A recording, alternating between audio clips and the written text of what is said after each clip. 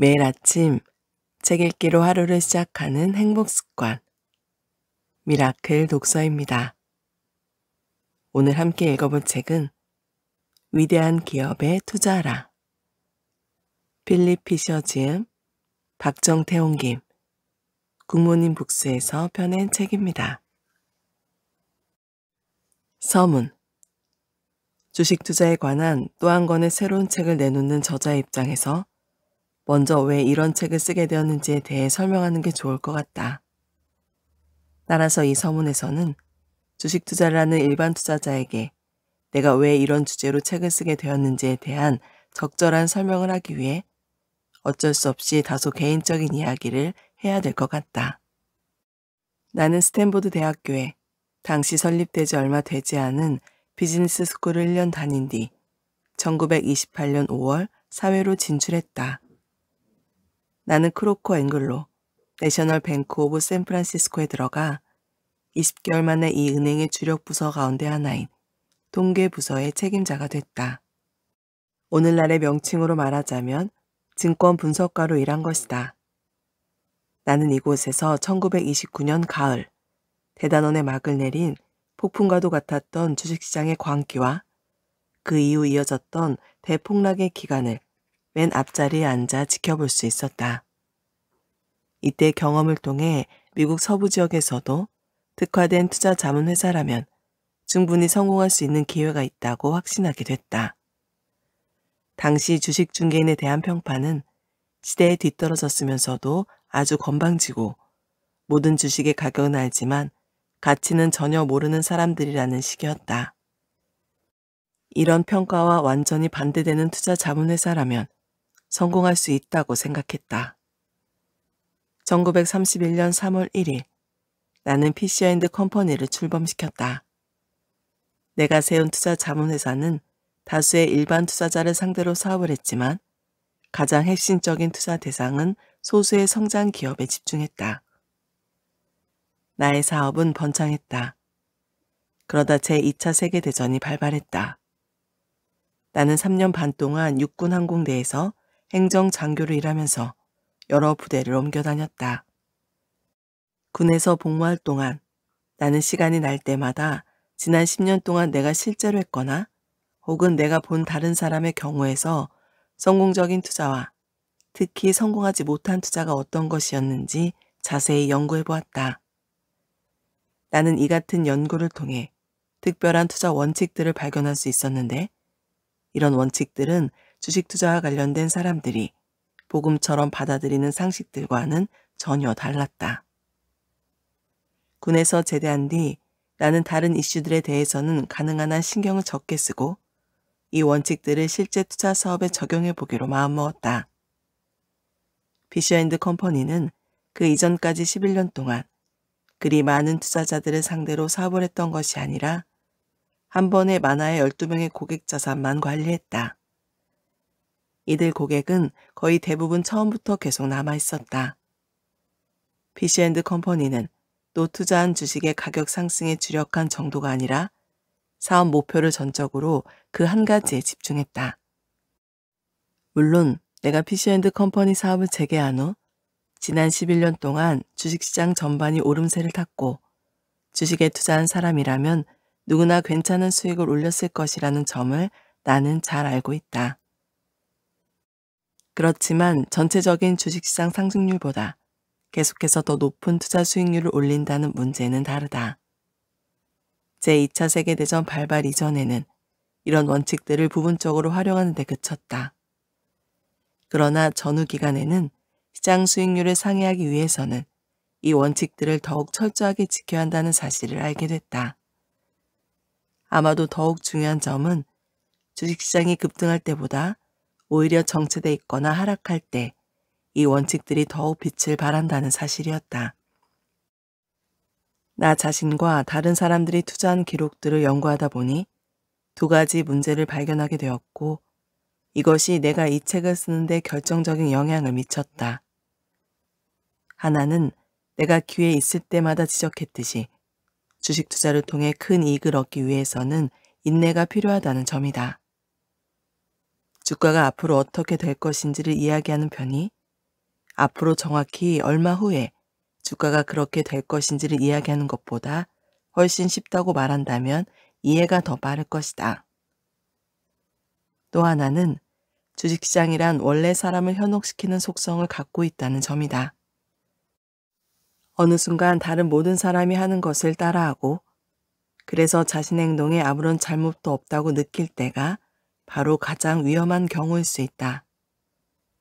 이런 이유들 때문에 나는 오랜 세월 동안 나에게 투자 자금을 맡긴 고객들에게 내가 내리는 이런저런 투자 판단의 근거가 되는 원칙들을 자세히 설명해 주어야 했다.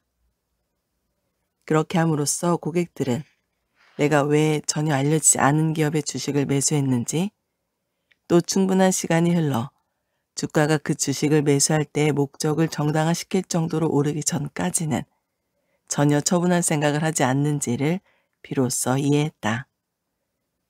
이런 투자의 원칙들을 한데 모으고 필요할 때면 누구에게든 보여줄 수 있도록 인쇄해 두어야겠다는 바람이 점차 고개를 들기 시작했다. 이렇게 해서 더듬더듬 한 걸음씩 옮기다 보니 이 책을 구성하기에 이른 것이다. 그리고 나는 몇 안 되는 PC&컴퍼니의 고객들보다 훨씬 적은 소액의 투자 자금을 운용하는 수많은 사람들을 생각하기 시작했다. 이들은 나를 만나기만 하면 자신들 같은 소액 투자자가 올바른 길을 찾기 위해서는 어떻게 해야 하는지를 물어왔다. 나는 이들 소액 투자자들이 겪고 있는 어려움에 대해 생각했다. 일부러 그런 것은 아니지만 이들이 온갖 종류의 투자 아이디어와 방법론을 믿고 따랐다가 오랫동안 혹독한 대가를 치렀다는 사실도 나는 잘 알고 있었다. 이들의 믿음은 보다 기본적인 개념들에 의해 검증된 적이 없었기 때문이라고 나는 생각했다. 나는 이런 문제들에 대해 상당한 관심을 갖고 있지만 나와는 입장이 다른 여러 사람들과 나누었던 대화들을 떠올려 보았다. 이들 가운데는 기업체 사장과 재무 담당 부사장, 국영기업의 재무 책임자 등이 있었고 한결같이 깊은 관심을 갖고서 이런 문제들을 최대한 많이 배우고 싶어 했다. 결국 나는 이런 종류의 책이 필요하다는 결론을 내리게 됐다.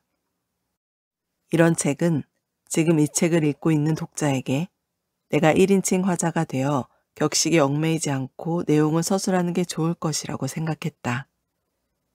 나는 이 책에서 그동안 고객들을 상대로 설명했던 똑같은 개념을 똑같은 사례와 똑같은 비유를 들어 똑같은 언어로 설명할 것이다. 표현이 너무 솔직해서 때로는 다소 거칠더라도 심하다고 질책하지 않았으면 좋겠다. 특히 내가 이 책에서 제시하는 아이디어들의 장점이 글재주의 모자람을 채워주고도 남는다고 생각해 주었으면 하는 바람이다. 필립 피셔 2장 사실 수집을 활용하라. 이제 주가가 크게 올라 대단한 평가 차익을 얻게 해줄 위대한 기업을 어떻게 발굴할 것인가에 대해 논의해야 할 차례다. 쉽게 떠오르는 한 가지 방법은 논리적으로는 타당하지만 실제로 적용하기는 매우 어렵다. 기업 조직의 각 부분을 정확하게 파악하고 기업 경영의 다양한 측면에 정통한 사람을 찾아내는 것이다. 이 사람을 통해 그 회사의 경영진과 생산 및 판매, 연구개발 조직에 대한 소상한 정보는 물론 다른 주요 활동들까지 전부 파악함으로써 이 기업이 정말 뛰어난 성장 잠재력과 발전 가능성이 있는지 여부를 확실하게 판단하는 방법이다.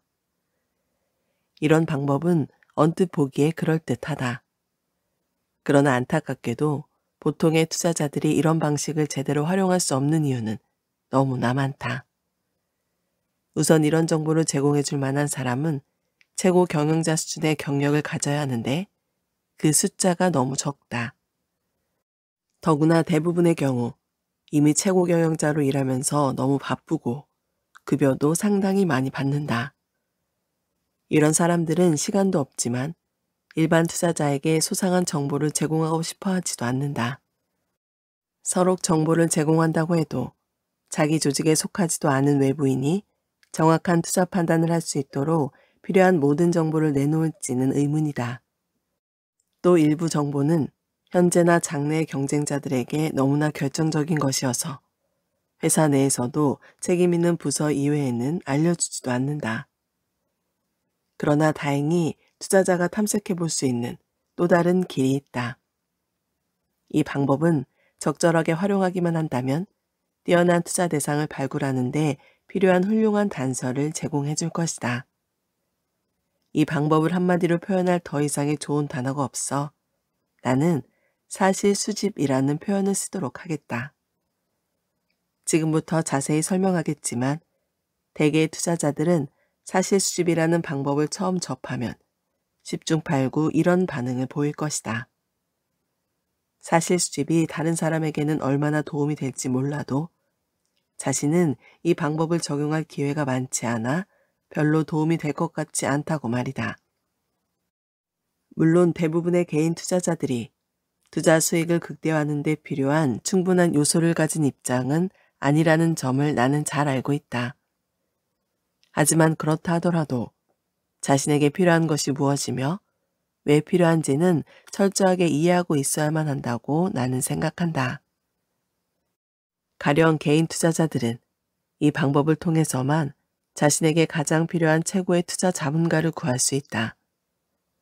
어떤 투자 자문가의 실적을 제대로 평가할 수 있는 유일한 방법이기 때문이다. 한 걸음 더 나아가 이 방법을 통해 자신이 무엇을 할 수 있으며 또 어떻게 해서 그런 성과를 얻을 수 있는지 이해하게 되면 자신의 돈을 맡긴 투자 자문가가 이루어 놓은 값진 성과를 자신의 더욱 큰 투자 수익으로 만들 수 있다는데 놀라게 될 것이다. 기업 세계의 정보망은 상상을 초월한다. 어떤 기업이 해당 업종의 경쟁업체와 비교했을 때 갖고 있는 강점과 약점은 이 기업과 한두 가지 경로로 관련을 맺고 있는 몇 사람의 대표적인 의견을 서로 대조해보면 정말 놀랍도록 정확하게 파악할 수 있다. 특히 자신의 의견이 노출되는 것을 꺼려하지 않는 대부분의 사람들은 자신이 몸담고 있는 분야의 상황에 대해 말하고 싶어 하고 또 경쟁업체에 대해서도 자유롭게 이야기할 것이다.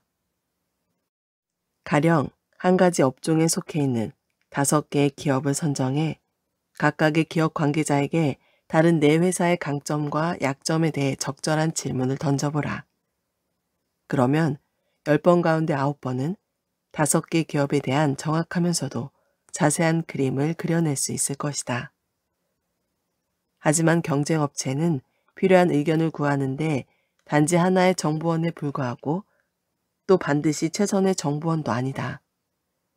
그 기업이 생산하는 제품의 유통업체와 고객들로부터도 그들이 거래하는 상대방에 대해 놀라운 사실들을 들을 수 있다. 어떤 기업에 대한 사실을 수집하면서 충분한 분야의 정보원을 확보했다면 들은 내용이 반드시 전부 서로 일치해야만 할 필요는 없다. 실제로 그런 일이 일어나기를 바랄 필요도 없다. 진정으로 위대한 기업의 경우에는 거의 대부분의 정보들이 너무나 명백하게 눈에 보인다. 그래서 투자 대상을 찾는데 어느 정도의 경험을 갖고 있는 투자자라면 이런 기업은 좀 더 관심을 기울여서 다음 단계의 탐색 작업을 밟아야겠다고 판단할 수 있을 것이다. 다음 단계는 지금까지의 조사를 통해 그려낸 투자자의 그림 속에 여전히 존재하는 몇 가지 공란들을 채울 수 있도록 그 기업의 간부들과 접촉하는 것이다. 3장. 어떤 주식을 살 것인가? 투자 대상 기업을 찾는 15가지 포인트. 앞으로 몇 년 안에 수백 %의 투자 수익률을 올릴 수 있거나 혹은 좀 더 장기적으로 이보다 더 큰 엄청난 주가 상승을 기록할 기업의 주식을 매수하기 위해 투자자들이 반드시 배워야 할 내용은 무엇인가? 다시 말해 주주들에게 이런 놀라운 투자 성과를 얻게 해줄 위대한 기업은 어떤 특성들을 갖고 있어야 하는가? 나는 투자자들이 꼭 마음속에 새겨두어야 할 15가지 포인트가 있다고 믿는다. 물론 15가지 포인트 가운데 몇 가지 정도를 완전히 충족시키지 못한 기업이라 하더라도 대단한 투자 수익을 올려줄 수 있다. 하지만 여러 가지를 제대로 충족시키지 못한다면 내가 정의한 투자할 만한 가치가 있는 기업에 들어가지 못할 것이다. 15가지 포인트 가운데 일부는 기업의 정책과 관련된 문제들이다. 다른 것들은 이런 정책이 얼마나 효율적으로 수행되고 있는가에 관한 것이다. 또 조사 대상 기업의 외부에 있는 정보원으로부터 그렇게 수집한 사실들의 기초에 결정을 내려야 하는 것들도 있고 그 기업의 내부 인사로부터 직접 답을 구하는 게 가장 좋은 것들도 있다. 15가지 포인트는 다음과 같다. 포인트 1. 적어도 향후 몇 년간 매출액이 상당히 늘어날 수 있는 충분한 시장 잠재력을 가진 제품이나 서비스를 갖고 있는가? 전체 매출액의 추이가 정체돼 있거나 감소하고 있더라도 갑자기 그 기업의 순이익이 일시적으로 호전되는 것은 불가능한 일이 아니다. 원가 관리를 개선해 영업비용을 줄이게 되면 단기적으로 순이익이 증가하는 효과가 나타나고 이에 따라 그 기업의 주가가 상승할 수 있다. 투기를 목적으로 하거나 단기적인 시세 차익을 노리는 투자자들은 이 같은 일시적인 실적 호전 기업을 열심히 뒤진다. 그러나 정말로 최고의 투자 수익을 얻고자 하는 투자자에게 이런 기업은 결코 좋은 기회를 제공할 수 없다. 상당히 큰 폭의 순이익 증가가 나타나는 또 다른 상황도 있다. 이런 경우는 매출액 성장이 멈춘 뒤 갑자기 상황이 바뀌어 한두 해 정도 매출액이 크게 증가할 때 나타난다. 라디오를 만들던 제조업체들이 텔레비전의 상품화에 따라 매출액이 급증한 경우가 대표적인 사례다. 이들 업체의 매출액 증가는 몇 년 동안이나 이어졌다. 이제는 전기가 들어가는 미국 가정의 거의 대부분이 텔레비전을 갖고 있고 매출액은 다시 정체되고 있다. 이들 기업의 경우 주가 상승 초기에 주식을 매수한 투자자들만이 큰 투자 수익을 올릴 수 있었다. 매출액이 다시 정체 흐름을 보이면서 이들 기업의 주식 역시 매력을 잃었다. 아무리 뛰어난 성장 기업이라고 해도 반드시 해마다 매출액이 전년도보다 늘어나기를 기대할 수는 없다. 신제품이나 신기술을 개발하기 위한 연구개발은 대개 매우 복잡하고 신제품의 마케팅에도 해결해야 할 문제가 많기 때문에 매출액 증가는 매년 점진적으로 늘어나기보다 불규칙적으로 들쑥날쑥하면서 증가하게 된다. 그 이유는 다음 장에서 설명할 것이다. 예측할 수 없는 경기 변동 사이클도 연도별 매출액 비교를 어렵게 하는 주요인이다. 그런 점에서 매출액 성장률은 한 해 단위로 끊어서 판단해서는 안 되며 여러 해를 하나의 단위로 묶어서 분석해야 한다. 향후 몇 년간뿐만 아니라 그 이상의 상당한 기간 동안 평균적인 기업의 성장률보다 훨씬 더 높은 성장률을 기록할 것이 확실한 기업이 눈에 띌 것이다. 늘 긴장한 자세로 기회를 찾는 투자자는 과연 얼마나 높은 투자 수익을 올릴 수 있을까? 1947년의 일이다. 월스트리트에서 활동하는 내 친구 한 명이 당시 막 발하는 단계에 있던 텔레비전 업계를 점검했다. 이 친구가 1년 가까이 조사한 결과 텔레비전 산업에는 10개 정도의 메이저 업체가 있다는 것으로 파악됐다. 그는 텔레비전 시장의 경쟁이 매우 치열해질 것이며 따라서 선두 자리를 놓고 업체 간의 순위 다툼이 치열하게 벌어질 것이고 일부 기업의 주식은 매우 투기적인 흐름을 보일 것이라는 결론을 내렸다. 그런데 이런 조사를 하는 과정에서 텔레비전용 브라운관을 만드는 데 필요한 유리 벌브가 크게 부족하다는 사실을 발견했다. 이 분야에서 최고로 손꼽히는 기업은 코닝 글라스 웍스였다. 이 회사의 기술력과 연구개발 수준을 좀 더 자세히 살펴본 결과 코닝 글라스 웍스야말로 텔레비전용 유리 벌브를 생산하는데 딱 맞는 기업이었다. 잠재적인 시장 수요를 예측해보니 이 회사는 획기적인 새로운 산업 원천이 될 것으로 보였다. 물론 이 회사의 다른 제품 분야도 전반적으로 전망이 밝았기 때문에 애널리스트였던 내 친구는 개인 및 기관 투자자에게 이 종목을 추천했다. 당시 코닝글라스 웍스의 주가는 $20 정도였다. 10년 뒤 이 회사의 주가는 그 사이 1주를 2.5주로 주식 분할했음에도 불구하고 $100로 웃돌았다. 주식 분할 전의 주가로 환산하면 $250를 넘어선 셈이다. 포인트 2. 최고 경영진은 현재의 매력적인 성장 잠재력을 가진 제품 생산 라인이 더 이상 확대되기 어려워졌을 때에도 회사의 전체 매출액을 추가로 늘릴 수 있는 신제품이나 신기술을 개발하고자 하는 결의를 갖고 있는가? 현재 생산하고 있는 제품의 수요는 계속 늘어나 앞으로 몇 년간의 성장 전망은 매우 좋지만 이 제품을 넘어서는 새로운 제품의 개발 계획이나 정책이 수립되어 있지 않다면 이 회사의 순이익은 반짝 급증하는 정도에 그칠 것이다. 이런 기업은 주식시장에서 성공을 거두는 가장 확실한 길인 10년에서 25년간에 걸친 꾸준한 주가 상승을 기대하기 어렵다. 과학적인 연구개발 능력과 기술력이 고려돼야 한다는 것은 바로 이 때문이다. 그래야만 기업은 기존의 제품을 더욱 개선하고 신제품을 개발할 수 있다. 단 하나의 성장 동력에 만족하지 않는 최고 경영진은 1년의 계속적인 성장 동력이 있어야만 기업이 성장할 수 있다는 사실을 잘 알고 있다.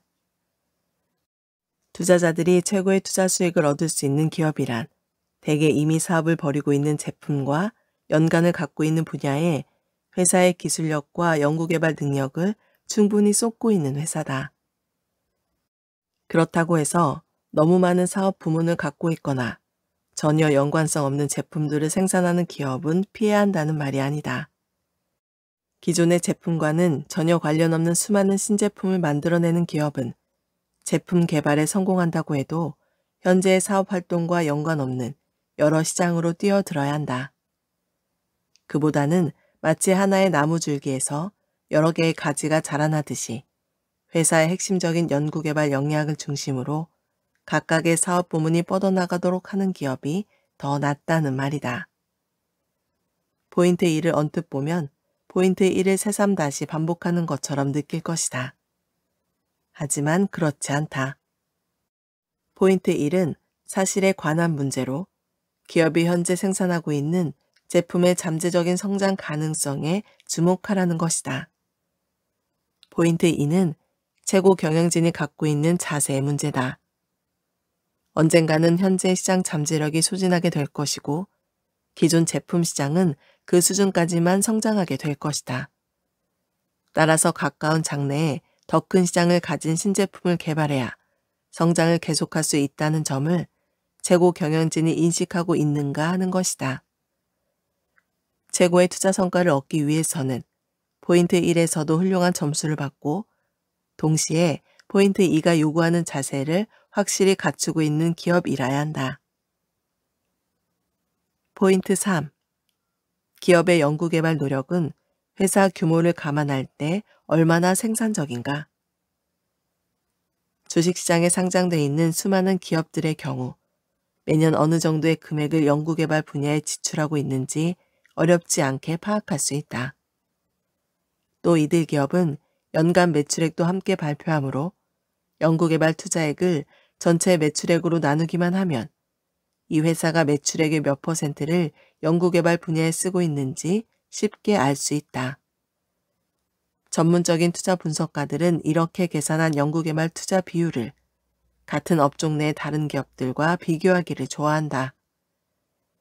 때로는 업종 평균과 비교하기도 하고 유사 업종의 다른 기업들까지 포함해서 비교하기도 한다. 이렇게 해서 그 기업의 연구개발 노력이 경쟁 업체들과 비교했을 때 얼마나 비중이 있는지 또 투자하고자 하는 기업의 일주당 연구개발비가 어느 정도인지 파악하게 된다. 연구개발비 지출액 같은 계량적 지표는 어떤 기업이 정말로 뛰어난 연구개발 조직을 갖추고 있느냐에 대한 계략적인 그림만 제공할 뿐이지 결코 최종적인 답이 될 수는 없다. 그렇다면 신중한 투자자가 기업의 연구개발 조직에 대한 정보를 어떻게 얻어야 할까? 이번에도 사실 수집이 정말 놀라운 결과를 가져다 줄 것이다. 실제로 이렇게 해보지 않은 평범한 투자자라면 믿지 못할 것이다. 현재 그 회사에서 일하는 임직원이나 관련 업종의 경쟁 업체에서 일하는 사람들, 대학교와 정부기관의 연구원들에게 그 회사의 연구개발 조직이 진행되고 있는 다양한 연구개발 활동에 대해 정확한 질문을 던진다면 완벽한 그림을 그려낼 수 있을 것이다. 간단하면서도 귀중한 실마리를 얻을 수 있는 또 다른 방법은 일정 기간, 가령 지난 10년 동안 그 회사가 거둔 매출액이나 순이익 가운데 얼마가 그 회사의 연구개발 조직이 내놓은 성과에 기인한 것인가를 자세히 조사해 보는 것이다. 일정한 기간 동안 조직 규모나 투자 비용에 비해 수익성이 좋은 신제품을 많이 만들어낸 연구개발 조직이라면 다른 전반적인 환경이 그대로 이어지는 한 장래에도 높은 생산성을 유지할 것이라고 생각할 수 있을 것이다. 포인트 4. 평균 수준 이상의 영업 조직을 가지고 있는가? 요즘과 같은 경쟁이 치열한 시대에는 전문적인 영업 조직을 갖추고 있지 않고서는 어떤 기업도 판매 잠재력을 극대화할 수 없다. 무슨 사업이든 가장 기본적인 활동을 하나 꼽으라면 그것은 영업일 것이다. 판매하지 못하면 살아남을 수 없다. 성공의 첫째 조건인 고객 만족은 반복적인 판매에서 나온다. 그런데 이상한 것은 기업의 판매와 광고, 영업 조직이 상대적으로 얼마나 생산적인가 하는 평가는 대부분의 투자자들에게, 심지어 아주 신중한 투자자들에게조차 기업의 생산이나 연구개발, 재무 분야와 같은 다른 주요 활동들에 비해 그리 주목받지 못한다는 점이다. 여기에는 물론 이유가 있을 것이다. 어떤 기업의 생산성이나 연구개발 활동, 재무 구조가 다른 경쟁 업체들과 비교할 때 얼마나 매력적인가는 단순한 계량적 비율로 쉽게 가늠할 수 있다. 그런데 판매와 유통이 얼마나 생산적으로 이루어지고 있는지를 보여주는 지표는 찾아내기가 상당히 어렵다. 가령 앞서 살펴본 연구개발 활동의 경우 계략적인 수치만 갖고도 투자자들이 찾고자 하는 단서를 알아낼 수 있다. 물론 생산성이나 재무구조와 비교할 때 연구개발비와 관련된 지표는 그 정확성이 현저히 떨어지겠지만 말이다. 그러나 금융시장에서 이런 지표들의 가치를 얼마나 비중 있게 인식하든 투자자들은 이런 수치에 의존하는 게 사실이다. 반면 기업의 영업 능력은 이런 식으로 계량하기가 어렵기 때문에 많은 투자자들이 기업의 진정한 투자 가치를 판단하는 데 기본이라고 할 만큼 중요한데도 그런데도 불구하고 제대로 평가하지 못한다.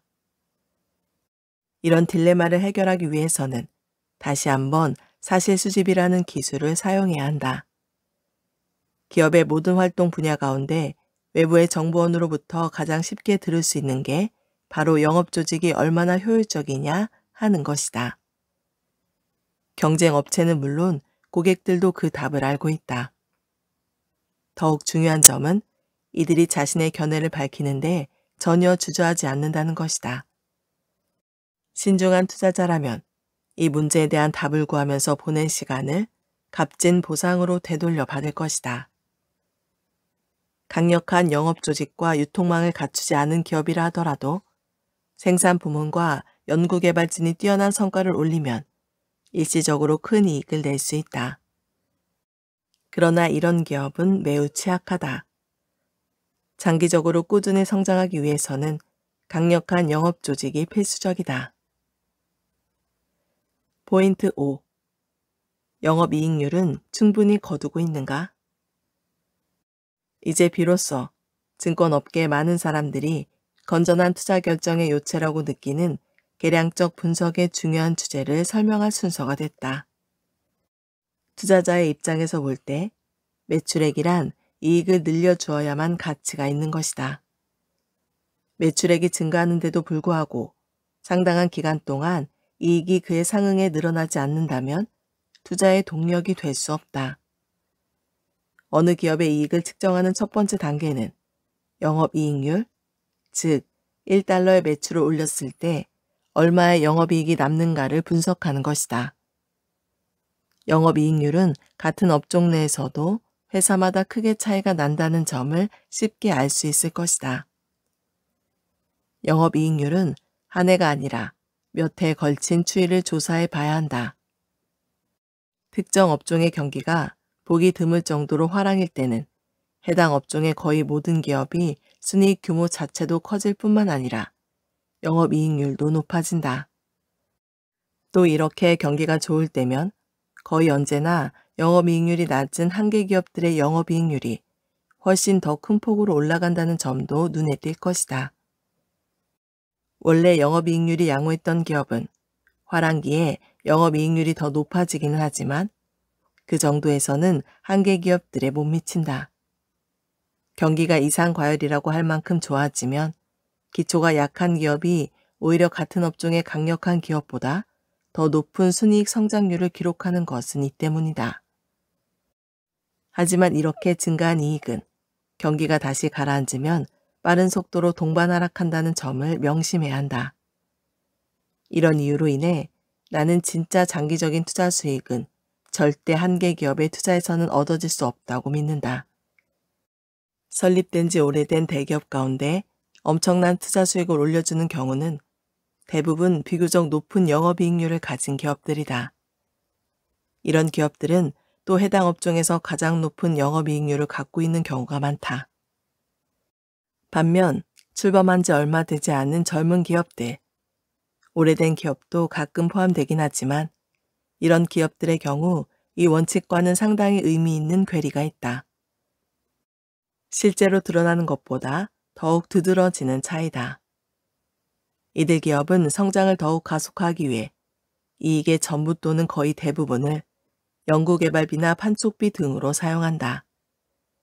이런 경우 중요한 점은 오늘의 이익으로 미래를 위해 더욱 열심히 연구개발하고 더욱 열심히 판매 촉진 활동을 벌이며 그 밖의 다른 활동도 더욱 열심히 한다는 점이며 이로 인해 영업이익이 줄어들었거나 아예 없어졌다는 사실을 이해해야 한다.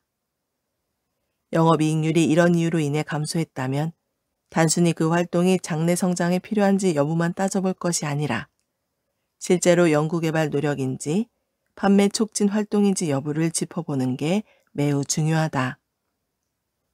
만약 정말로 연구개발 투자를 늘리는 바람에 영업이익률이 악화됐다면 이런 기업은 아주 매력적인 투자 대상이 될 수 있다.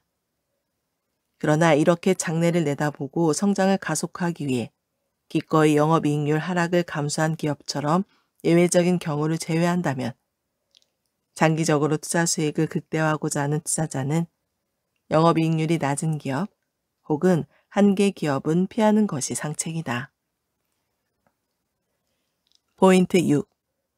영업이익률 개선을 위해 무엇을 하고 있는가? 성공적인 주식 매수는 주식을 사는 시점의 일반적인 기업 정보에 달려있는 게 아니다. 오히려 주식을 산 뒤에 알게 되는 기업 정보에 따라 좌우된다. 따라서 투자자에게 기본적으로 중요한 것은 과거의 영업이익률이 아니라 미래의 영업이익률이다. 우리가 살고 있는 현대에는 영업이익률을 위협하는 요소들이 상존해 있다. 임금을 비롯한 고용비용은 매년 증가한다. 장기적으로 우수한 인력을 계속 고용하기 위해서는 장래에 상당한 고용비용을 추가로 지출해야 할 것이다. 임금 상승과 함께 원재료와 생산 설비의 가격도 오르고 있다. 기업이 부담하는 세금, 특히 부동산 관련 세금과 지방세 부담도 꾸준히 늘어나고 있다. 이런 상황이다 보니 기업들마다 영업이익률 흐름은 각기 달라질 것이다. 어떤 기업들은 운이 좋게도 판매 가격을 올림으로써 영업이익률을 그대로 유지할 수 있을 것이다. 이런 기업이 가격 결정력을 가질 수 있는 이유는 업종 내에서 자사 제품에 대한 수요가 워낙 강력하거나 경쟁 업체의 인상률이 자사보다 더 높기 때문일 것이다. 그러나 현대 경제에서 이런 식으로 영업이익률을 유지하거나 오히려 높이는 것은 대개 일시적인 현상으로 그치고 만다. 새로운 경쟁업체나 제품이 출현할 것이기 때문이다. 새로운 경쟁 대상이 나타나게 되면 가격 결정력은 상실되고 더 이상 원가 상승분을 제품 가격에 전가할 수 없게 된다. 영업이익률은 떨어지기 시작하는 것이다. 어떤 기업들은 같은 업종의 다른 기업들과는 달리 판매 가격 인상이 아닌 훨씬 더 현명한 방식으로 영업이익률을 개선시키고자 노력한다. 공장 시설이나 제조 공정을 담당하는 부서를 더욱 발전시켜 큰 성공을 거두는 기업들도 있다. 이런 부서는 원가를 절약할 수 있는 새로운 장비를 고안해 원가 상승분을 어느 정도 상쇄시켜 줄 수 있다. 많은 기업들은 어떤 공정에서 보다 경제적인 결과를 얻어낼 수 있는지 끊임없이 연구한다. 회계 자료와 과거 기록을 검토하는 것은 이런 연구에 아주 유용하다. 운송업체의 경우 다른 제조업체에 비해 인건비 비중이 높기 때문에 운송비는 다른 비용보다 특히 많이 오른다.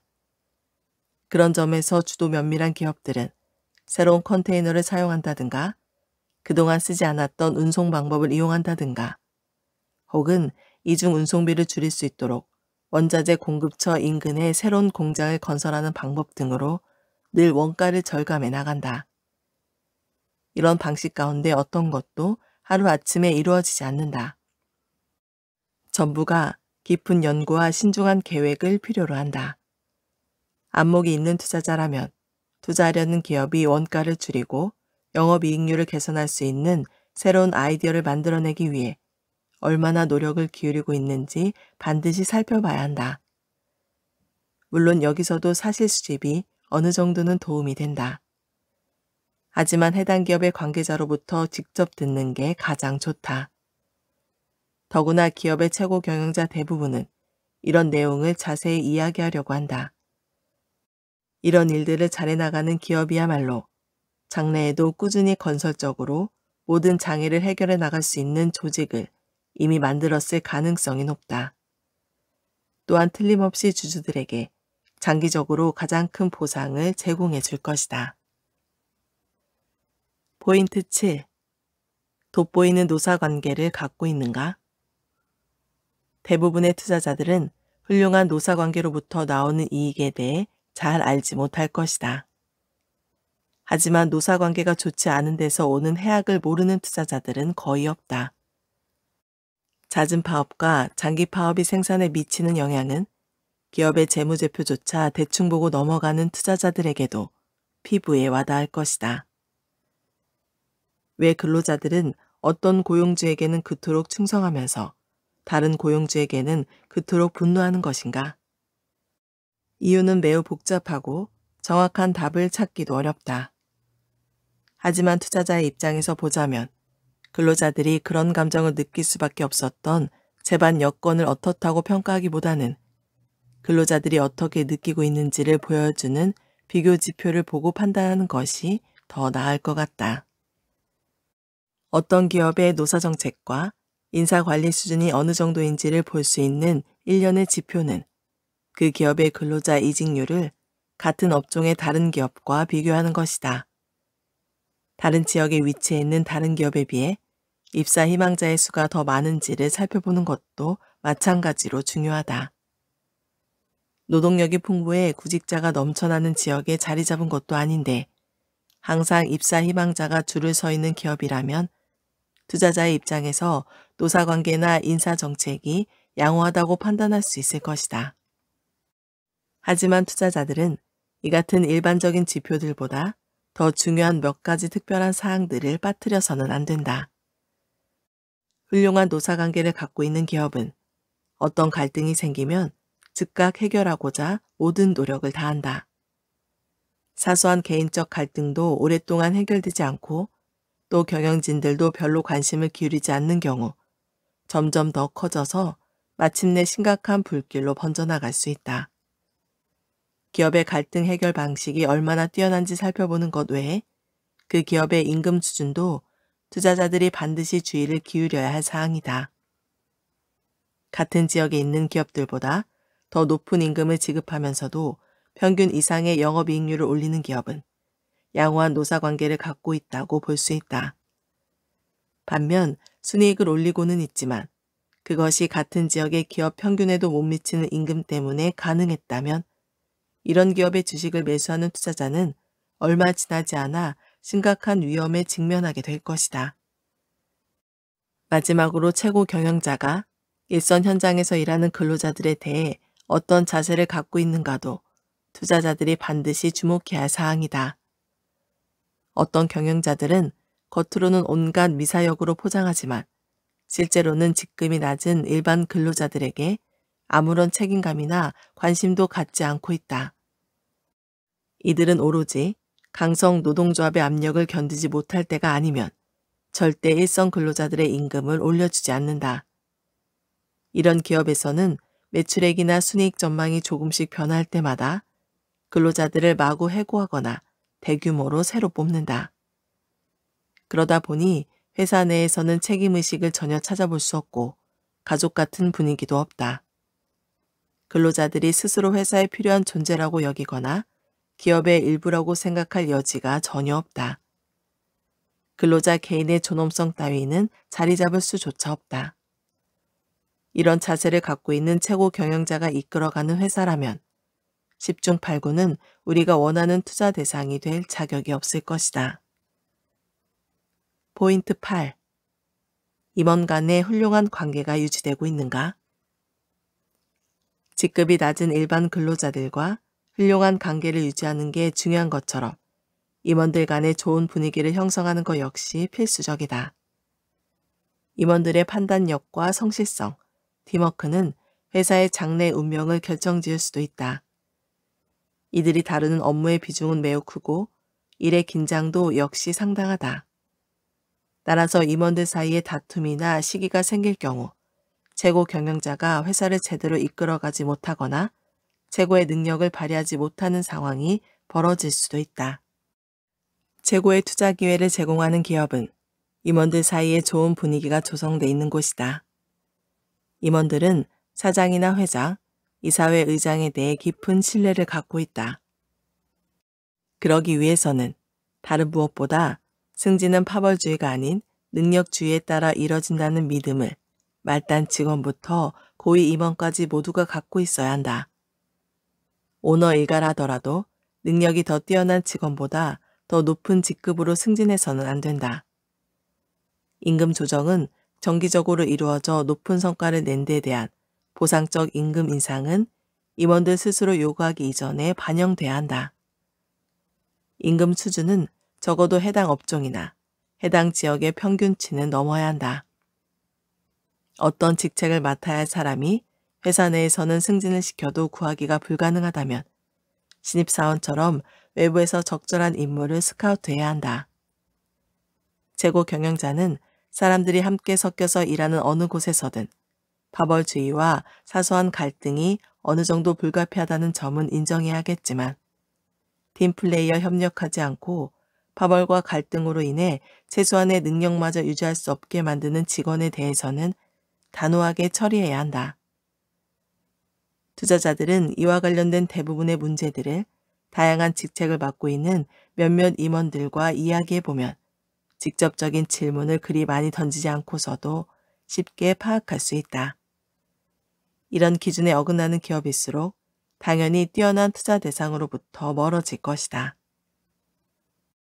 포인트 9. 두터운 기업 경영진을 갖고 있는가?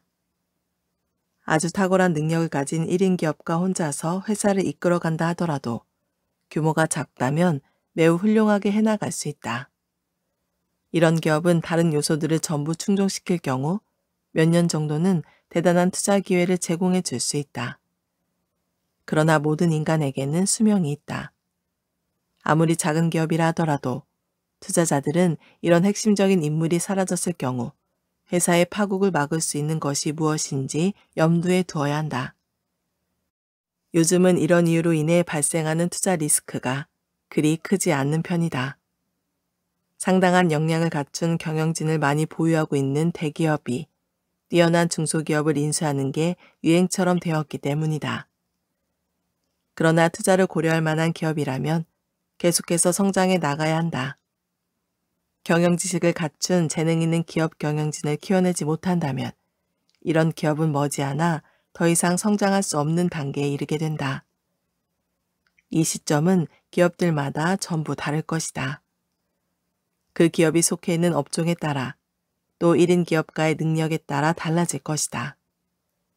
요사이 한 해 매출액을 기준으로 하면 대개 1,500만에서 4천만 달러 정도에 이를 때 이런 한계에 부딪힌다. 포인트 8에서 설명한 것처럼 최고 경영진을 포함한 임원들 간에 올바른 분위기가 조성돼 있다면 바로 이 시점이 결정적인 투자 기회를 제공해 줄 수 있는 타이밍이다. 물론 능력 있는 경영진을 갖추기 위해서는 포인트 8에서 지적했던 문제들이 우선 해결돼야 한다. 그러나 회사의 다른 정책들이 제대로 뒤따르지 않는다면 절대 이런 경영진을 갖출 수 없다. 무엇보다 중요한 것은 권한의 위임이다.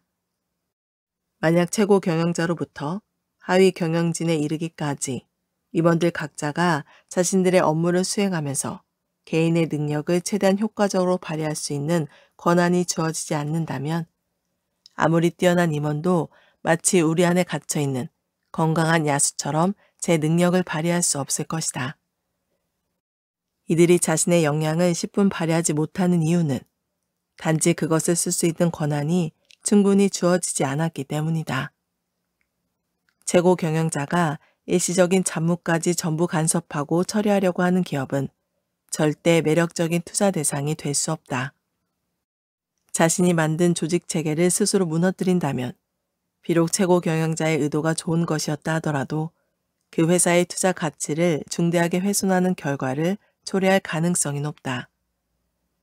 한 명의 최고 경영자가 모든 업무를 제 아무리 능숙하게 처리한다고 해도 일단 기업 규모가 일정 수준에 도달하게 되면 두 가지 측면에서 심각한 국면으로 빠져들게 된다.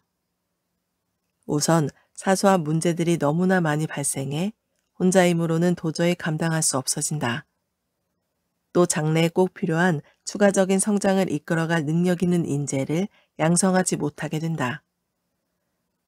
어떤 기업이 적절한 능력을 갖춘 두터운 경영진을 보유하고 있는지를 투자자의 입장에서 판단하는 데는 또 하나의 중요한 문제를 고려해야 한다. 때로는 밑에서 올라온 어떤 제안이 현재의 경영 방침에 정면으로 도전하는 것이라 할지라도 최고 경영진이 기꺼이 그런 제안을 받아들이고 평가하는가의 여부이다. 최근의 기업 환경은 경쟁이 너무나도 치열하고 변화와 발전에 대한 요구도 매우 강력하다.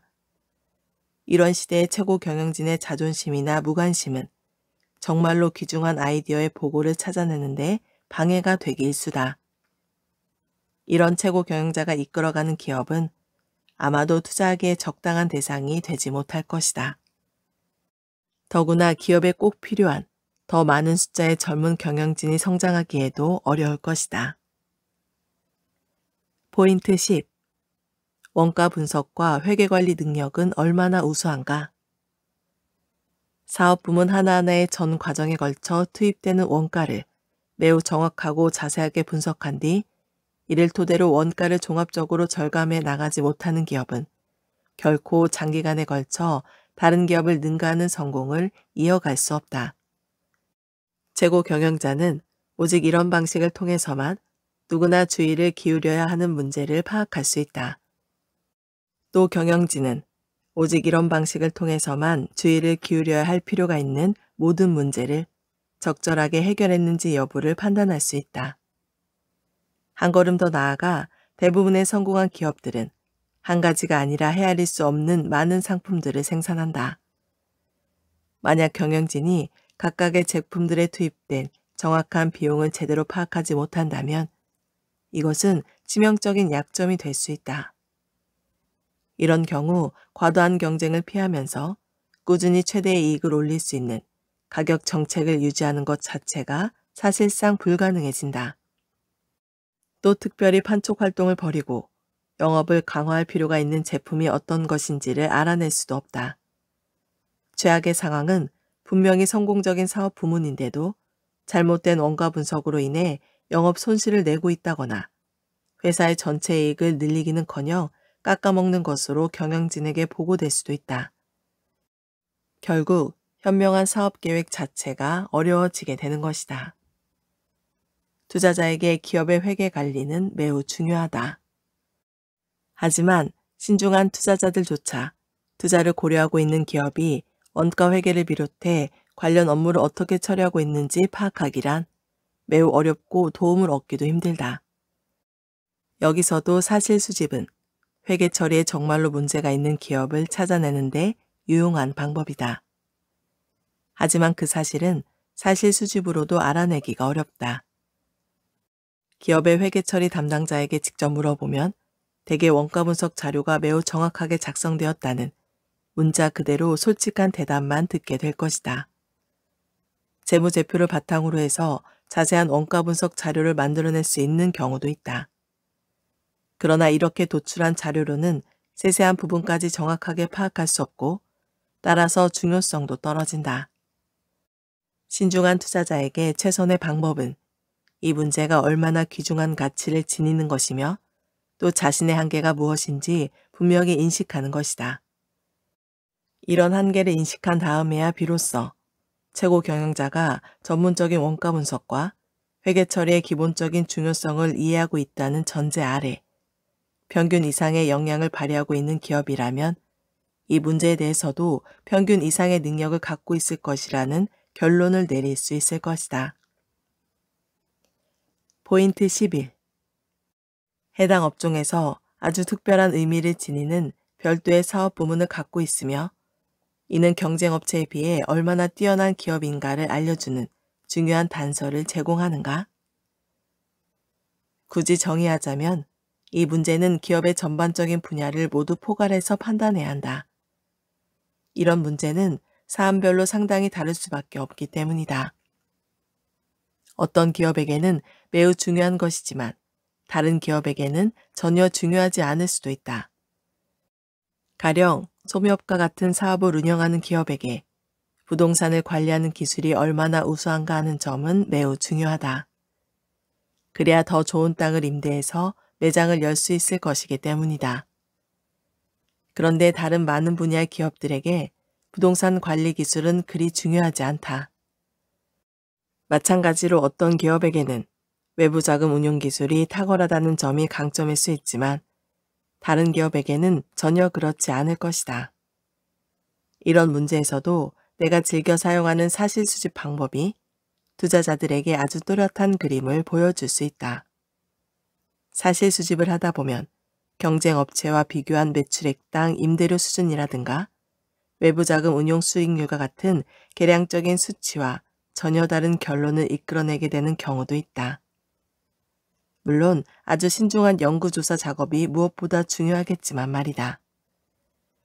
거의 대부분의 사업 분야가 기업 매출액 가운데 보험료 총액이 차지하는 비중은 상당히 높아졌다. 그러다 보니 가령 같은 규모의 경쟁업체에 비해 전체 보험료를 35% 정도 적게 지출하는 기업의 경우 영업이익률이 훨씬 높아질 수 있다. 보험료 비용이 순이익에 결정적인 영향을 미치는 업종에서는 보험료 비용이 매출액에서 차지하는 비중을 조사하고 또 보험에 대해 잘 아는 사람과 이야기를 나눠보면 투자하는 데 큰 도움을 얻을 수 있다. 이렇게 함으로써 현재의 경영진이 얼마나 대단한지에 대해서도 어느 정도는 추가적인 검증 작업을 할 수 있다. 물론 부동산 관리 기술이 뛰어나면 임대료 비용을 낮출 수 있겠지만 보험료를 관리하는 데 뛰어나다고 해서 보험료 비용이 낮아지는 것은 아니다. 하지만 보험료 비용이 상대적으로 낮다는 것은 그만큼 인력과 재고 및 고정자산을 관리하는 기술이 전반적으로 뛰어나다는 것을 의미하고 이는 인사사고와 자산 손실 및 낭비가 적으며 제품 원가도 낮출 수 있다는 사실을 함축적으로 알려준다. 같은 업종 내에서 보험 금액 대비 보험료 비율이 가장 낮은 기업을 찾아보면 틀림없이 해당 업종에서 가장 뛰어난 기업일 것이다. 특허권 역시 회사마다 그 중요성이 상이한 문제다. 대기업의 경우에는 강력한 특허권을 보유하고 있다는 점이 회사의 기본적인 강점이 되기보다는 부가적인 이점 정도에 그칠 공산이 크다. 특허권을 갖고 있는 특정 사업 부문만이 외부 경쟁업체의 도전으로부터 벗어날 수 있기 때문이다. 물론 이런 사업 부문에서 생산하는 제품은 특허권이 없을 경우에 비해 영업이익률이 훨씬 더 큰 게 일반적이다. 따라서 회사 전체적으로도 평균적인 영업이익률을 높여주는 역할을 한다. 마찬가지로 강력한 특허권을 보유한 기업은 때로 특정 제품을 생산하는 데 가장 비용이 적게 들고 쉬운 방법을 사용할 수 있는 독점적인 권리를 갖기도 한다. 경쟁업체는 똑같은 제품을 생산하는데도 어쩔 수 없이 멀리 우회하는 방법을 써야만 한다. 결국 특허권을 가진 기업은 그것이 비록 작은 차이에 불과하더라도 경쟁업체에 비해 명백한 우위를 차지하게 되는 셈이다. 포인트 12. 이익을 바라보는 시각이 단기적인가 아니면 장기적인가? 어떤 기업들은 지금 당장 거둘 수 있는 이익을 최대화하기 위해 쓴다. 반면 어떤 기업들은 좋은 평판을 뿌리내리고 이를 바탕으로 오랜 기간에 걸쳐 전체적으로 더욱 큰 이익을 거두기 위해 눈앞에 보이는 최대 이익을 기꺼이 희생한다. 고객들이나 납품업체 사람들을 만나보면 이와 관련된 예를 쉽게 구할 수 있다. 한 회사는 가장 유리한 조건을 따내기 위해 납품업자들과 끊임없이 협상한다. 다른 기업은 납품업자가 배달하는 데 예상하지 못했던 비용을 썼을 경우 당초 계약했던 가격 이상을 지불한다. 그것이 원자재든 혹은 첨단 부품이든 나중에 시장이 변해 납품업자가 절실할 때 정말 믿을 수 있는 납품업자가 필요하기 때문이다. 고객을 어떻게 대하는가도 마찬가지로 두드러지게 차이가 난다. 단골 고객이 원하는 사항을 들어주기 위해 별도의 비용을 지출하고 심지어 기꺼이 손실을 부담하기도 하는 기업은 단기적인 거래에서는 이익이 줄어들 수도 있지만 장기적으로는 훨씬 더 큰 이익을 거두게 될 것이다. 이런 차이는 사실 수집을 통해 아주 뚜렷하게 구분할 수 있다. 최대의 투자 성과를 얻고자 하는 투자자는 반드시 기업의 이익을 장기적인 시각으로 바라보는 회사를 선호해야 한다. 포인트 13. 성장에 필요한 자금 조달을 위해 가까운 장래에 증자를 할 계획이 있으며 이로 인해 현재의 주주가 누리는 이익이 상당 부분 희석될 가능성은 없는가? 주식 투자에 관한 책들을 보면 꽤 많은 내용이 기업의 유동성이나 지배 구조를 다루고 있고 전체 자본금 가운데 어느 정도가 어떤 종류의 증권으로 조달됐는가에 대해 상당한 분량을 할애하고 있다. 그런 점에서 이처럼 재무적으로 중요한 문제에 대해 왜 내가 다른 14가지 포인트에 비해 그리 많지 않은 페이지를 할애했는지 의아해할지도 모르겠다. 이유는 간단하다. 현명한 투자자라면 단순히 그 주식이 싸다는 이유만으로 매수해서는 안 되며 자신에게 결정적인 투자 수익을 올려줄 것이라는 확신이 들 때 사야만 한다는 것이 이 책의 본래 취지이기 때문이다. 이 문제를 제외한 나머지 14가지 포인트 거의 전부를 이 책에서 설명하는 것처럼 매우 훌륭하게 충족시키는 기업은 전체 기업 가운데 극히 일부분에 불과할 것이다. 이런 기업은 자금이 필요한 경우 해당 업종에서 용인되는 부채 수준까지는 같은 규모의 다른 기업들보다 훨씬 유리한 조건으로 언제든 빌려올 수 있을 것이다. 또 만약 외부 차입금으로 조달할 수 있는 범위를 넘어서 더 많은 자금이 필요한 경우, 물론 더 높은 매출의 성장률과 영업이익률, 뛰어난 연구개발 역량과 경영진 등 이미 설명한 다른 여러 가지 포인트에서 거의 최고 수준이라는 점이 전제가 될 것이다. 이런 전제하에 있는 경우 언제든 증자를 통해 자금을 조달할 수 있을 것이다. 왜냐하면 이런 종류의 모험적인 투자야말로 투자자가 늘 바라는 것이기 때문이다. 따라서 아주 특별히 뛰어난 주식의 한정에 투자한다고 가정하면 실제로 문제가 되는 것은 투자 대상 기업의 보유 현금과 추가로 조달할 수 있는 외부 차입금이 향후 수년간에 걸쳐 예상되는 성장을 뒷받침하기에 충분한가 하는 점이다. 만약 그렇다면 또 그 기업이 외부 차입금을 신중하게 설정한 범위 내에서만 조달하고자 한다면 주식 투자자의 입장에서는 그 이후의 문제까지 염려할 필요는 전혀 없다. 이런 상황에서는 만약 한참 후에 증자를 통해 자본을 조달하는 일이 생긴다고 해도 현재 주가 수준보다는 훨씬 높은 가격으로 신주를 발행할 것이므로 현재의 주주로서 걱정할 일은 아니다. 왜냐하면 보유 현금과 외부 자금으로 성장에 필요한 자금은 조달했고 그래서 순이익이 크게 늘어났을 것이므로 나중에 증자가 필요해졌을 경우에는 주가가 상당히 큰 폭으로 오른 다음일 것이기 때문이다. 그러나 외부 차입 능력이 충분하지 않다면 증자를 통한 자본 조달이 불가피할 것이다. 이런 경우 신중한 계산을 통해 매력적인 투자 대상인지를 따져봐야 한다. 추가로 발행될 대규모 신주로 인해 희석될 주당 순이익이 새로 조달되는 자본 덕분에 늘어날 수 있는 주당 순이익에 비해 어느 정도나 되는지를 계산해 봐야 하는 것이다. 만약 주식을 매수한 뒤 몇 년 동안에 걸쳐 계속해서 증자가 이루어지고 또 이런 증자로 인해 기존 주주들의 주당 순이익이 아주 조금밖에 늘어나지 않았다면 여기서 내릴 수 있는 결론은 단 한 가지뿐이다.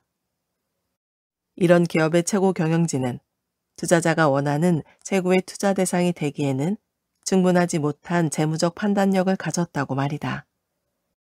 이렇게 심한 경우가 아니라면 나머지 14가지 포인트에서 모두 훌륭한 평가를 내렸고 따라서 뛰어난 투자 대상이 될 게 확실한데도 단지 이 같은 이유 때문에 투자를 주저할 필요는 없다.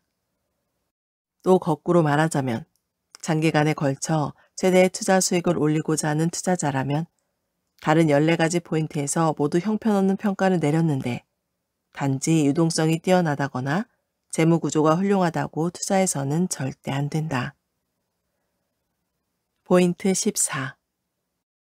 경영진은 모든 것이 순조로울 때는 투자자들과 자유롭게 대화하지만 문제가 발생하거나 실망스러운 일이 벌어졌을 때는 입을 꾹 다물어 버리지 않는가?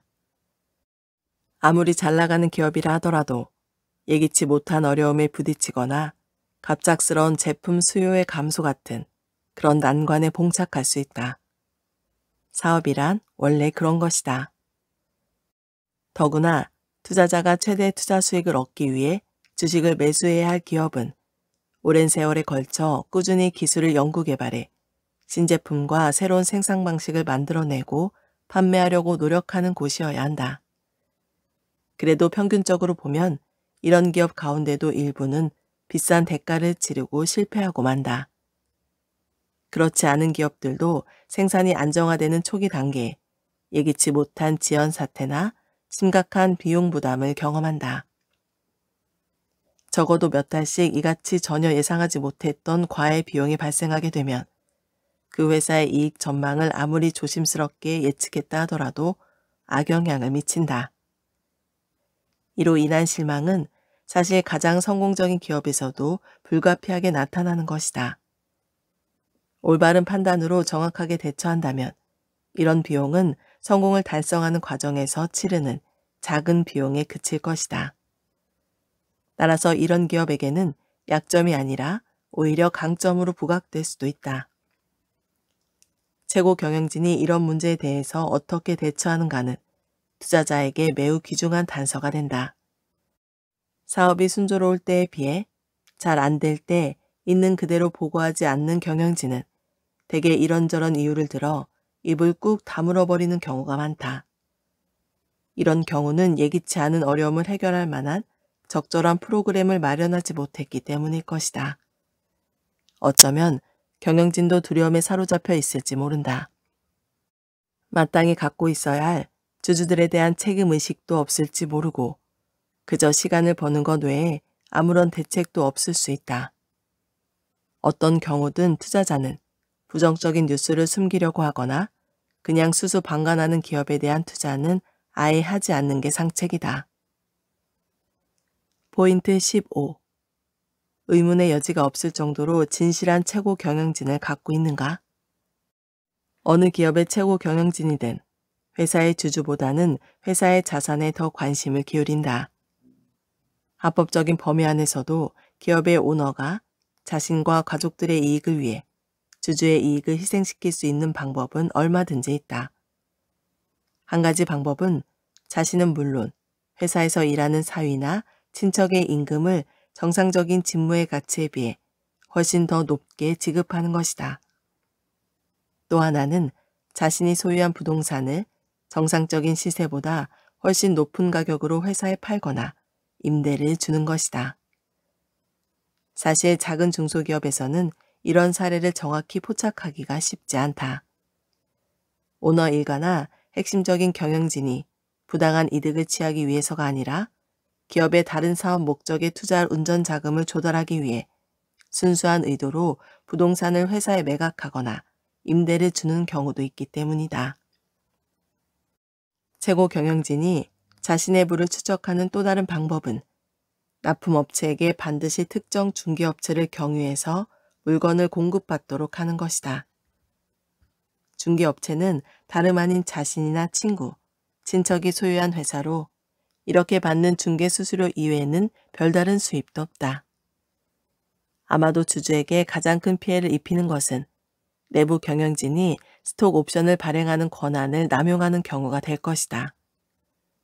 이들은 능력 있는 경영진에 대한 합법적인 보상수단인 스톡 옵션 제도를 악용해 자신에게 엄청난 스톡 옵션을 부여하고 아무것도 모르는 외부 투자자들은 이들이 업무를 수행한 데에 대한 정당한 보상이라고 잘못 판단하게 되는 것이다.